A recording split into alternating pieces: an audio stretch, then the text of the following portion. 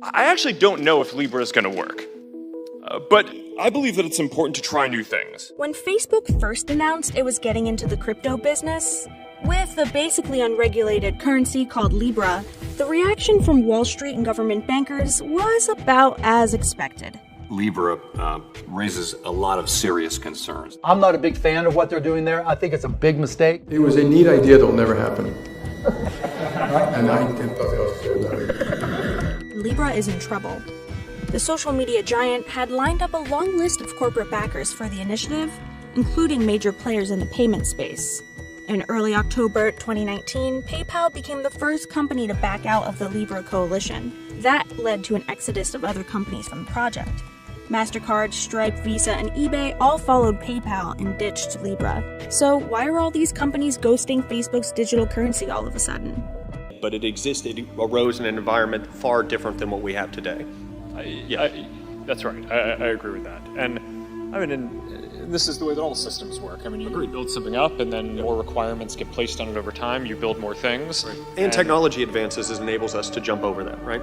Absolutely. Right. So I just think that we're in a different state of technology today, where we, some of the advancements in blockchain and some of the things that can be done decentralized, and in some cases the combination of decentralized and centralized systems, which we're able to try to help facilitate here with Calibra and as part of the Libra Association.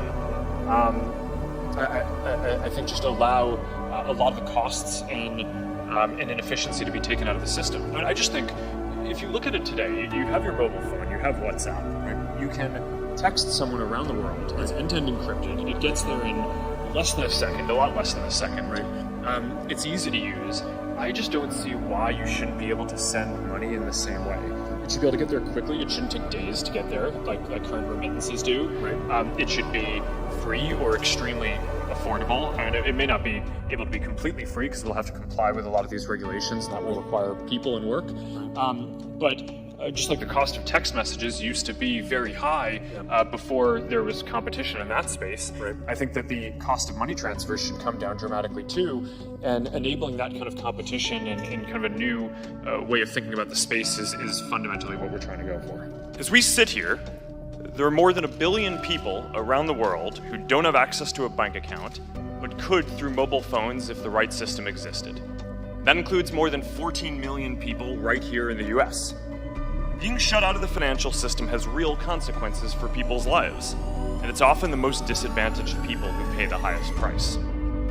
People pay far too high a cost and have to wait far too long to send money home to their families abroad. The current system is failing them. The financial industry is stagnant, and there is no digital financial architecture to support the innovation that we need. I believe that this problem can be solved, and Libra can help. The idea behind Libra is that sending money should be as easy and secure as sending a message. Libra will be a global payment system, fully backed by a reserve of cash and highly liquid assets. Now, I believe that this is something that needs to get built, but I get that I'm not the ideal messenger for this right now. We've faced a lot of issues over the past few years, and I'm sure there are a lot of people who wish it were anyone but Facebook who were helping to propose this. But there's a reason that we care about this, and that's because Facebook is about putting power in people's hands.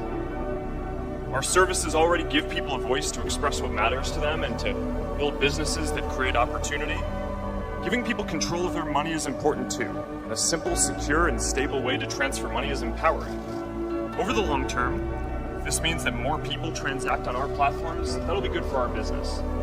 But even if it doesn't, I still think this can help people everywhere. You're calling it a payment system, which is really done by central banks. Do you compare what you're doing with Libra to central banks, and should you be regulated as such? Congressman, the distinction on what is systemically important, my understanding is that a big part of that is scale.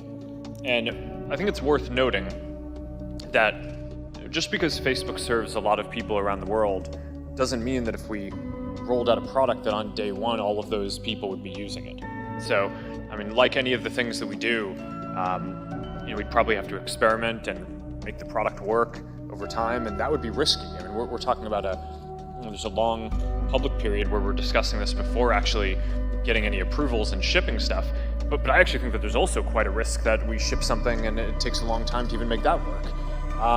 So I think that if the plan works over time, it certainly could rise to the level that someone might determine is systemically important.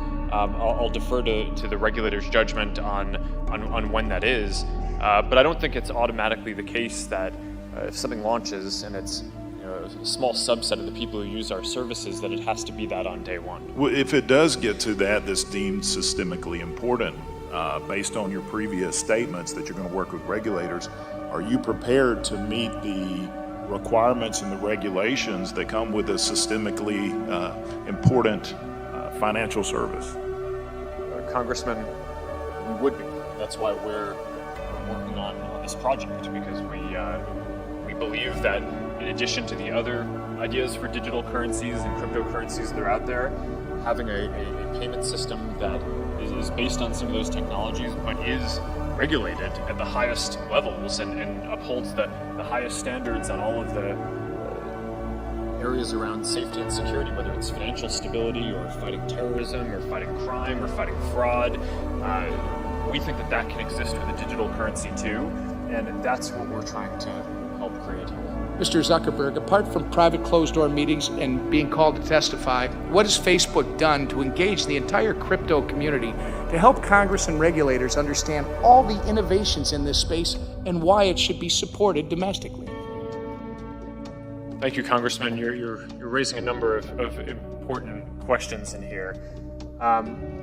This is part of the reason why we're organizing, why we helped start the Independent Libra Association. Right? This is clearly an area where it can't just be one company operating by itself and trying to stand up a system like this. And a number of the other companies and organizations that are part of the Libra Association are companies that have been involved in the crypto community and building great crypto companies and products for many years before we got into the space.